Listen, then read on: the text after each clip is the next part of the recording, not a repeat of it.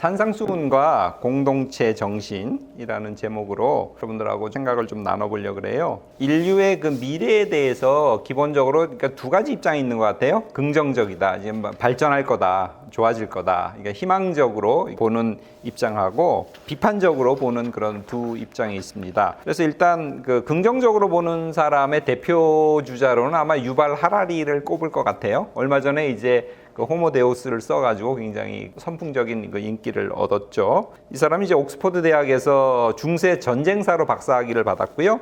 그다음에 이제 히브리 대학에서 역사학 교수로 있는데 2011년에 그 사피엔스라는 책을 쓰면서 과거의 그 인류가 어떻게 지금까지 이제 발전해 왔는지에 대해서 쭉 인간의 역사를 개괄했습니다. 잠깐 보면 7만 년 전에 인지혁명이 일어났다는 거예요. 그래서 언어를 만들었고, 그리고 언어를 통해서 이제 사회 공동체가 형성되기 시작했다.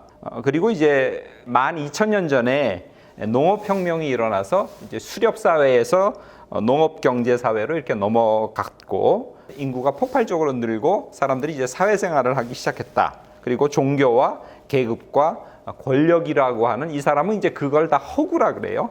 허구의 어떤 그 스토리 아니면 신화를 이용해서 이제 사회를 통제하고 통치하면서 오늘에 왔다고 이렇게 이제 봅니다. 특별히 그 농업혁명이 일어나면서 그 전까지는 그 애니미즘적인 그런 세계관에서 그러니까 모든 사물에 다 신이 존재한다, 영이 존재한다고 하는 그런 애니미즘적인 세계관에서 유일신 종교가 이제 그때 탄생했다고 이 사람은 그렇게 봐요. 우주론적인 신화론을 이용해서 농업 경제를 정당화하고, 그리고 이제 다른 모든 신은 없고 유일신과 인간만이 제일 중요하다. 그리고 나머지 그 정령들, 뭐 바위나 나무나 뭐 산에 있는 그런 뭐 산신령이나 이런 것들은 다 뒤로 신화의 무대로 다 퇴장시켰다. 이렇게 얘기합니다. 그리고는 이제 500년 전에, 그러니까 지리상의 발견이라든가 아니면 서구가 세력을 이제 전 세계로 확장시켰던 약 한 500년 전에 뭐 르네상스라든가 뭐 이럴 때 과학혁명이 발생했다고 보고요. 그래서 전혀 다른 세상이 열렸다. 이렇게 이제 봅니다. 그러면서 이때부터 인간이 모든 것에 이제 주인이 되기 시작했고, 신마저도 역사의 무대 밖으로 이제 퇴장시키고 있다. 그래서 이제 인간이 신이 되고 있는 그런 시대다. 그래서 이제 호모데우스라고 이렇게 이름을 붙였습니다. 그 전까지는 그 신과 인간이라고 하는 그 유일신 종교가 한 1500년대까지 주도를 했다면, 그 이후부터 인간이 점점 똑똑해지면서 신까지도 밀어내고 그 유일신까지도 밀어내고 인간이 유일신화되는, 인간이 절대화되는 그런 시대가 오늘날의 시대다라고 이 사람은 자기 나름의 역사를 그렇게 해석하고 있습니다. 이제 호모데우스라는 책을 2015년에 썼는데, 호모사피엔스가 이제는 신의 영역까지 넘보고 있다. 지금 이 사람이 이렇게 얘기해요. 미래에 대해서 그냥 세 가지만 제가 이 사람이 전망했던 걸 보면, 인간은 경제적으로나 군사적인 가치를 잃을 거라는 거예요. 그러니까 지금까지는 인간은 일하는 사람, 뭐 노동자라든가 근로자라든가, 그래서 이제 귀했죠. 그러니까 기업은 그 사람한테 봉급을 주고 뭐 복지 제도나 이런 것들을 잘 해주죠. 주택도 제공해주고 하면서 이제 일을 시켜야 되니까. 아니면 뭐 전쟁을 할 때 인간이 나가서 싸워야 되니까 군인들을 키우고 군인들한테 봉급도 주고 후생 복지나 이런 것들도 이제 했죠. 그렇지만 이것들이 다 기계로, 기술로 대치될 거라는 거예요. 그래서 인간은 더 이상 근로자로서 아니면 군인으로서의 가치가 없다. 이제 앞으로의 시스템은 일반 인간들에게 큰 가치를 부여하지 않을 거다. 이렇게 이제 미래를 봅니다. 두 번째로, 시스템은 인간에게 그 집단으로서의 가치는 인정할 거라는 거예요. 그러니까 빅데이터를 만들어내는, 제공하는 그런 역할로서는 의미가 있지만, 한 개인이 소중하다고 하는 이런 인간의 소중함, 개인으로서의 가치는 발견하지 않을 거다. 기존 시스템은 더 이상 인간은 중요하지 않다고 이제 판단한다는 겁니다. 세 번째는 그 업그레이드된 초인간들이 발생할 거다. 만들어질 거다. 출현할 거다. 이 사람들은 보통 사람들이 아니에요. 새로운 엘리트들입니다. 구글을 운영한다든가 아니면 이런 그 전체 시스템을 새로 설계하고 계획하고 하는 정말로 아주 극소수의 사람들, 초엘리트 집단이 탄생할 거고, 이들이 시스템을 운영할 거다. 유전공학과 생명공학, 그리고 기술, 그리고 인공지능, 빅데이터 등의 기술의 발달로 지적 능력을 극대화시킨 초인류가 탄생할 거고 이들이 시스템을 장악할 거고 운영해 나갈 거다. 극단적인 이분법 사회가 도래할 걸로 이렇게 봐요. 그러니까 유발 하라리는 자기는 그 초엘리트에 들어갈 거니까 미래를 되게 긍정적으로 보는 겁니다. 아무 걱정 없다는 거예요. 인간은 뭐든지 할 수 있다고 그 사람은 생각하고 있어요. 유발 하라리는 기술이 종교가 될 거라는 거예요. 기술 종교라는 말을 씁니다. 그 알고리즘과 유전자 기술을 통해서 인간들에게 이 현실에서 구원을 약속할 거라는 거죠. 그러니까 천국 가야지만 구원의 약속이 실현될 거다. 궁극적인 소망이 이루어질 거라고 보는 게 아니라 사후 천국이 아니라 이곳 지상에서 기술을 이용해서 이제 천국이 구현될 거라고 그렇게 봅니다. 일부는 생태계가 붕괴할 거다. 자원 고갈이나 이런 것들에 대해서 걱정하는데 걱정할 거 없다는 거예요. 가상세계들 아니면 뭐 우주로 간다든가 이런 곳에 최첨단 피난처를 만들면 된다고 이 사람은 큰 소리를 치고 있어요. 그리고 우리가 사용하는 에너지가 지금 금방 고갈된다고 하지만 그 얘기는 이미 산업혁명 시대부터 있었다는 거예요. 산업혁명이 지나고 지금 200년, 300년이 지났는데 지금도 그냥 계속 우리는 잘 살고 있지 않냐. 그때보다 훨씬 더 많은 에너지를 쓰고 있다고 이제 보고요. 유일한 한계는 에너지의 부족이 아니라 우리의 무지가 유일한 한계라고 그 사람은 그렇게 봅니다. 에너지 결핍은 존재하지 않는다. 부족한 것은 에너지를 찾아내서 그것을 우리 필요에 맞게 전환하는 그런 기술력 아니면 그런 인간의 지식이 부족한 거지 에너지가 부족한 건 아니다라고 이렇게 봐요. 물론 뭔가 자기 방어적인 발언도 해요. 이런 그 장밋빛 미래를 띄우지만 그러나 또 한 발 빠져서 문제가 될 수도 있다는 말을 이렇게 하기는 해요. 그렇지만 기본적으로는 어떤 장밋빛 미래를 그려가고 있습니다. 자, 이것이 미래에 대한 어떤 낙관주의를 가장 대표하는 한 의견이라면 또 다른 사람들이 있는데 몇 명만 제가 한번 골라볼게요. 클라이브 해밀턴이라는 사람이 인류세라는 책을 썼는데 이제 우리나라 말로는 작년에 이제 번역이 됐어요. 인류세라는 말이 나오기 전에는 그 전이 이제 홀로세거든요. 이것은 약 12,000년 전에 간빙기가 끝나면서 기온이 좀 따뜻해지면서 그때부터 이제 인간들이 농업을 하기 시작하고 이제 모여 살기 시작하면서 인구가 폭발적으로 이제 늘었던 그런 때입니다. 그때 이제 홀로세라 그러는데 몇 년 전에 파울 크리천이라고 하는 노벨 화학상을 받은 사람이 어떻게 주장을 했냐면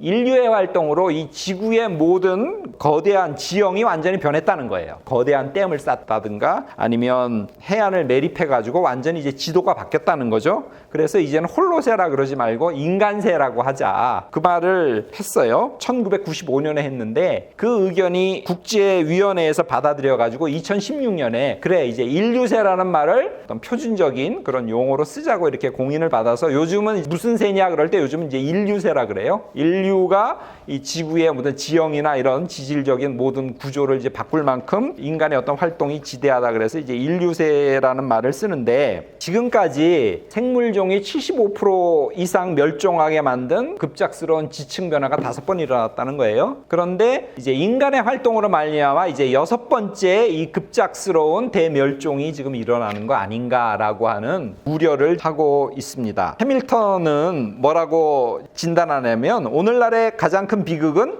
비극을 비극으로 느끼지 못하는 데 있다 이런 말을 써요. 침팬지 연구로 유명한 제인 구달이라고 있죠. 그분이 지금 이제 나이가 많으신데 20살 때 그 탄자니아의 숲속으로 들어가서 그 침팬지들을 연구했거든요. 그때는 아프리카에 그곳에 300만 마리가 넘는 침팬지가 있었다는 거예요. 근데 그 후로부터 50년이 지난 지금은 그 300만 마리 중에서 1%밖에 지금 안 남았다는 거예요. 그만큼 개체수가 급감하고 있다고 합니다. 그리고 지구상의 모든 그 육상의 척추동물을 그 무게로 따져보면 인간의 무게가 30%래요. 그리고 가축이 67%랍니다. 그러니까 이제 남은 것은 3%만이 지금 자연에서 사는 짐승의 무게라는 거예요. 이 정도로 그러니까 인간이 기르는 가축이 거의 97%나 이제 차지하고 있는 이런 어떤 그 불균형. 그래서 어떤 사람들은 그 고양이과 큰 것들, 뭐 호랑이라든가 사자라든가 아니면 뭐 그 큰 척추동물, 코끼리라든가 이런 것들이 한 20년 내에 이제 다 멸종할 거로 봐요. 더 이상 이제 살아갈 수 없다. 그러니까 인구가 자꾸 늘어나면서 그들이 사는 숲이나 이런 것들을 개간해서 농지로 만들고 이러다 보니까 결국 큰 짐승들은 몇십 년 내로 살아남지 못할 거라고 봐요. 다른 생물들이 이렇게 죽어버리면 먹이 사슬의 그 연쇄 반응으로 인해서 생태계에 굉장히 큰 혼란이 오거든요. 이제 홀로세로 다시 돌아가는 건 불가능하다. 인간은 자신을 특별한 생물로 여기고 있고 그런 오만함으로 지금 계속 이제 살아가고 있다는 거죠. 그렇기 때문에 제6번째, 제6의 멸종을 막기 위해서 인간은 책임 있는 행동을 지금 당장 실천해야 된다고 그렇게 보고 있습니다. 온난화 현상이 점점 심화되고 있지 않습니까? 여기서 약 한 2도나 3도만 오르면 저 해양의 아주 깊은 곳에 메탄 하이드레이트라고 하는 그것이 얼음 상태로 있는데 점점 기온이 오르면 기화된다는 거죠. 그게 나오면 불이 붙는데요. 지구상에 불 붙을 수 있는 모든 것들은 다 이제 불이 난다는 겁니다. 그 시베리아의 그 영구 동토층이 있거든요. 그 밑에 많은 메탄들이 지금 얼음 밑에 있다는 거예요. 근데 그게 녹으면 그 메탄 가스가 밖으로 분출되면서 불이 날 수 있고 그러면 이제 지구 기온이 더 상승한다는 거죠. 그래서 10년 전에 어떤 학자가 이제 말하기를 10년 내로 인간의 삶을 획기적으로 바꾸지 않으면 100년 안에 불행이 닥칠 수 있다고 경고했는데 지금 벌써 10년이 아무 대책도 없이 지금 이렇게 지났다는 거죠. 파리 기후기구나 이런 데서 협의하는 것들이 다 지금 부결되고 그냥 계속 그대로 가고 있지 않습니까? 이런 속에서 과연 인류의 미래가 이 인간세가 과연 계속 진행될 수 있을까라고 하는 어떤 비판적인 시각이 있습니다. 물론 유발 하라리는 기술로 그 모든 것들을 다 극복해낼 수 있다고 지금 그렇게 생각하죠. 어느 쪽을 따를지는 이제 우리 자유예요. 자, 그 다음에 시몬 베이유의 그 뿌리 내리기라는 책이 있습니다. 그걸 잠깐 한번 봅시다. 이분은 프랑스의 그 철학자인데 고대 로마 문명의 실패 원인이 뭐냐면 뿌리 내리는데 실패했기 때문에 결국 고대 로마 문명이 멸망했고 유럽 문명은 결국 그 고대 로마 문명을 그대로 지금 따라가고 있다. 그때 잘못했던 그 오류를 그대로 범하고 있다고 이렇게 그 책에서 얘기했어요. 이분이 이 책을 왜 쓰게 됐냐면 곧 프랑스가 이제 해방될 것 같으니까 프랑스의 그 망명 정부에서 이분한테 요청을 했어요. 해방될 이 자유 프랑스를 위해서 그 프랑스가 잘 발전하기 위한 내용의 책을 써달라고 의뢰를 받고 이 책을 이제 이분이 썼는데 1944년에 해방되기 바로 직전에 죽었죠. 폐결핵으로 죽었는데 의사가 진단을 하기를 당신 심각하니까 충분히 잘 먹어야 된다. 영양 섭취를 잘 해야 된다고 했는데 그런 의사의 권고에도 불구하고 우리 동포들이 지금 나치 치하에서 어렵게 배급받은 그 식량으로 살고 있는데 나는 그 이상을 먹을 수 없다고 이제 고집해가지고 결국 이제 영양실조와 그 병마로 죽었습니다. 대학 교수가 될 수 있는 자격시험에 합격했지만 교수가 안 되고 그냥 시골의 교사로 갔고요. 그리고는 41년에는 그 농장 노동자와 같은 생활을 하기 위해서 이제 포도밭의 그 일꾼이 돼요. 그분의 지론은 뭐냐면 사람이란 정신과 육체를 같이 써야 된다. 그러니까 정신만 지적인 활동만 해가지고는 불균형하다고 이렇게 생각하고요. 그리고 자신이 살고 있는 역사적인 순간에 거기에 알맞게 거기에 적합한 태도를 취하면서 살아야 된다고 이렇게 얘기했습니다.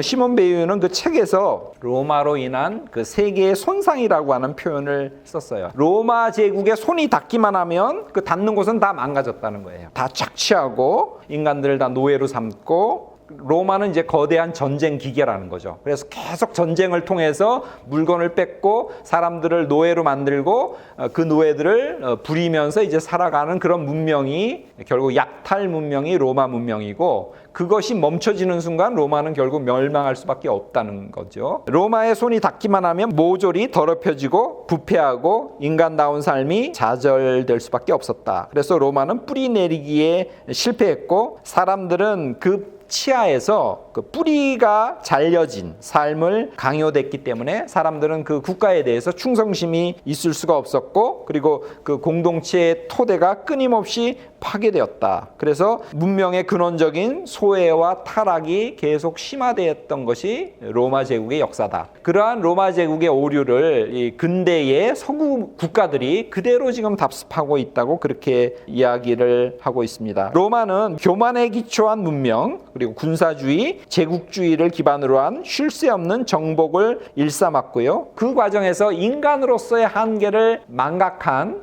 국가가 바로 로마였다고 말합니다. 인간이란 땅에 뿌리를 내리고 살아야 되는 존재라는 사실을 인정해야 되는데 로마 문명은 그거를 인정하지 않았고요. 그러한 로마 문명의 오류가 오늘날의 여러 국가들에게도 그대로 지금 일어나고 있다는 것입니다. 그녀는 굉장히 신실한 카톨릭 신자였는데 인간다운 삶의 회복을 위한 가장 중요한 것이 하나님이라는 거죠. 신앙이라는 거죠. 그리고 진리에 대한 복종이라는 겁니다. 그리고 인간은 언젠가는 죽을 수밖에 없는 존재라는 사실을 받아들이고 인간의 삶의 토대는 어디까지나 육체를 써서 움직이는 그 육체 노동이 인간 삶의 근본이고 이 사실을 겸허히 받아들이는 것이 굉장히 중요하다. 이것이야말로 뿌리 내리기의 구체적인 실천이고요. 그래서 인간 공동체의 정신적인 핵심은 농사여야 된다고 이렇게 얘기를 합니다. 물론 이게 1940년대니까 지금부터 한 7, 80년대에 쓰여진 책이죠. 그렇기 때문에 이 말을 그대로 우리가 받아들일 수는 없죠. 지금 다시 농사를 지을 수는 없잖아요. 근데 하여간 환경 위기와 관련해서 지난 50년간 미국의 그 농경지 중에 4분의 1이 그 약탈적인 농사법으로 인해서 완전히 사막화됐다 그래요. 그리고 이 사막화가 점점 더 가속되고 있습니다. 그리고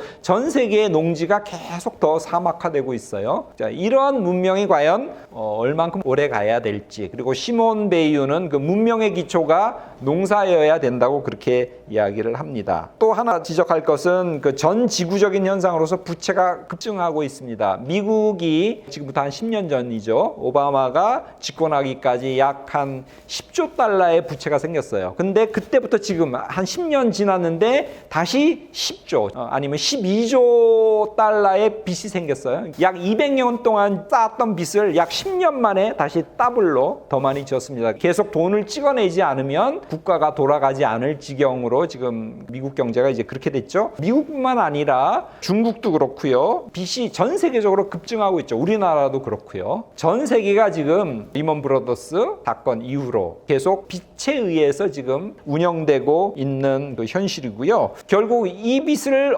언제까지 더 계속 할 수 있을까? 국가도 그렇고 개인도 그렇고 그런 부채 급증의 문제, 이것은 이제 어떻게 해결해야 될 건지, 결국 그 빚은 어떤 형식으로든가 갚아야 되거든요. 우리가 못 갚으면 우리 세대가 갚아야 되는데 지구적인 현상으로 이런 것들이 계속 지금 일어나고 있습니다.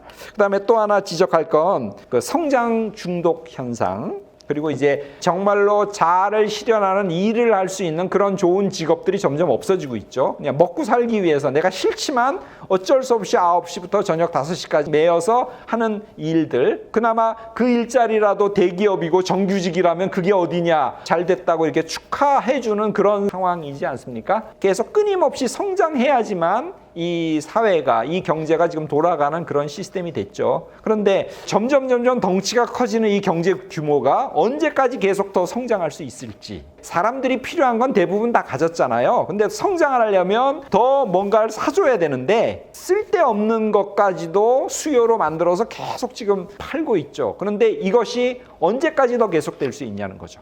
우리가 못 살 때는 5%, 10% 성장하기 쉽지만 이제 선진국이 되고 나서는 이게 5%, 10%를 성장하지 못하지 않습니까? 이제 중국도 드디어 6%대로 이제 떨어졌잖아요. 왜냐하면 덩치가 커졌기 때문에 옛날에는 뭐 10%씩 하지만 이제는 그 큰 덩치를 5%, 6%, 7% 성장시키기도 힘들어지는 거죠. 그러니까 선진국이 되면 경제 성장률이 거의 한 2%나 1%대에 이제 머무르잖아요. 우리나라도 이제 3% 뭐 이런 식으로 점점 지금 내려가고 있지 않습니까? 그런데 계속 성장해야 된다는 것을 전제로 지금 이 세계 모든 국가가 경제 정책을 피우고 있거든요. 언제까지 더 계속 성장할 수 있을지. 그리고 수요가 그럼 계속 늘어나야 되는데 그 수요를 과연 어떻게 만들어낼지. 경쟁이 점점 심해지면서 중하층은 점점 돈이 없잖아요. 쓸 돈이 없는 거죠. 근데 어떻게 수요를 만들어낼 수 있는지, 그리고 계속 수요를 만들어내기 위해서 마음속에 경쟁 심리를 부추기고 어떤 탐심을 집어넣죠. 그러면서 정말로 있어야 할 것이 아니라 어떤 욕망을 부추겨 가지고 탐욕으로 더 많이 이제 갖게 하죠. 경쟁을 시켜서 승자에게 모든 것들을 이제 몰아주면서 그 승자를 바라보면서 봐라, 저렇게 열심히 하고 저렇게 잘하면 너도 성공할 수 있다고 하면서 이제 많은 사람들의 하나의 이제 롤 모델로 만드는데, 승자가 되기가 점점 더 힘들어지지 않습니까? 옛날에는 웬만큼만 노력하고 열심히 하면 됐지만 이제는 그 승자가 되기가 너무나 힘들어지죠. 옛날에 그냥 웬만한 대학 나와서 나름대로 이제 살 수 있었지만 지금은 가장 공부 잘하는 애마저도 계속 불안하고, 뭐 대학 들어가고 어느 직장에 들어갔다가 해도 만족하지 못하고 불행을 느낀다면 그 사회는 사실 건강한 사회가 아니거든요. 그런데 오늘날 우리 사회가 그렇게 됐죠. 필요가 아니라 욕구를 자꾸 부추기는 이러한 사회, 그리고 자꾸 경쟁시키고 나만을 생각하게 하는 이런 시스템, 이게 꼭 우리나라 문제만이 아니라 전 세계적인 문제잖아요. 이런 것이 과연 언제까지 더 지속될 수 있을지 전 세계적인 문제 같아요. 그러니까 제대로 된 일자리가 없는 거예요. 그게 정규직이건 정년이 보장됐건 돈을 많이 주건 적게 주건의 문제가 아니라 정말로 내가 태어나서 나를 실현시킬 수 있는 그런 일들이 별로 없다는 거죠. 공무원이 돼도 결국 허드렛 일만 하고 매뉴얼에 정해진 기계적인 일만 반복하다가 결국 은퇴하는 거죠. 대기업에 가도 마찬가지잖아요. 그죠? 돈을 많이 받지만 들어가는 순간 벌써 십몇 년 후면 나는 조기 은퇴 당할 거고 결국 내가 할 수 있는 건 치킨집밖에 없다. 결국 귀결은 치킨집이다. 우리 자조적으로 이제 그런 말이 나오지 않습니까? 치킨집을 하고는 열에 7은 1, 2년 만에 다 문을 닫는다고 하는 그런 상황이잖아요. 이 사회가 과연 건강한 사회라고 할 수 있는지, 희망적이라고 할 수 있는 사회인지. 좋은 일자리가 없어져 가고요. 로봇과 인공지능이 대신하고 있죠. 유효 수요를 계속 창출하기 위해서 국가가 이제 복지 혜택을 늘리고 있죠. 그래서 유효 수요를 만들어내는데, 물론 제가 이제 국가의 복지를 반대하는 건 아니에요. 우리나라가 이제 OECD 대비할 때 아직도 복지를 더 늘려야 되는 상황입니다. 통계적으로는. 그러나 국가가 복지를 통해서 유효 수요를 늘린다는 것 자체도 지금 기존의 어떤 패러다임 안에 있는 거예요. 계속 수요가 늘어나야지만 경제가 발전한다고 하는 이 근본적인 이 패러다임 안에 있는 거죠. 그런 점에서 경쟁의 원리가 아니라 배려와 협력으로 있는 것을 서로 나눠 갖고, 기독교식으로 말하면 사랑이 주된 동력으로 작동되는 그런 사회가 근본적으로 되어야 되는데, 불안해서 내가 있음에도 불구하고 어떻게 하든가 길을 쓰고 더 많이 가져야 되고 더 높은 자리에 올라가야 되고 경쟁을 위해서 남을 짓밟아야 되는 이런 그 시스템에서 벗어나야 되는데, 그런 시스템이 아니어야 되는데 세상은 사실 그런 시스템이죠. 우리는 그냥 교회 안에서만